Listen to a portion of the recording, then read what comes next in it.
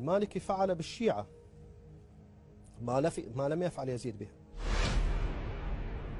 الشيعة انتخبوا المالكي والقائمة هي الأكثر أصواتا بالعراق. خدعوا.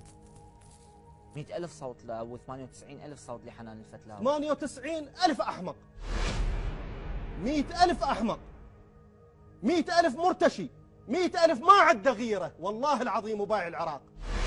شلون صوتك الواحد يقول عليك كعكة ويجي يتقاسمك؟ لك انت احسن ما يخالف سن هي الشيعي. تدافع عن حق الشيعة، هي تدافع عن حق الشيعة، هي من تدافع عن اللي ما عنده كبير بابل. يحط عمامته ويستشير يا معودين.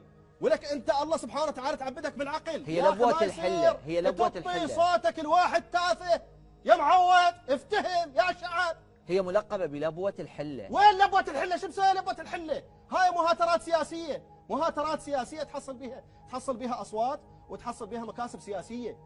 لبوة الحلة شو مسويت لك؟ لبوة الحلة طلعت أموالها كلها لبيروت، وطلعت أموالها كلها لدبي وراحت. هذا كلام إعلام فقط. لا مو كلام إعلام، هاي حقائق، هاي حقائق كلها تعرفها. واذا اجت هي تعال انا حاسبها، قلت لها تعال يا عمي، صار لك انت دورتين انتخابيتين، سويتي للبلد، شطيتي للبلد، انتم دولة القانون، دولة القانون، هذا انتم مدانين بان سلمتوا البلد الى داعش، انتم يجب ان تصعدون محكمة، يجب ان تحاكموا. طبعا حق غد مكفول للدكتورة حنان الفتلاوي. ما ادري هسه دولة رئيس الوزراء الجديد نفس الاستراتيجية مالت المالكي، ما اريد اظلمه، بس اذا نفس الاستراتيجية مالت المالكي والله العظيم هذا الشعب ترى بعد ما يتحمل.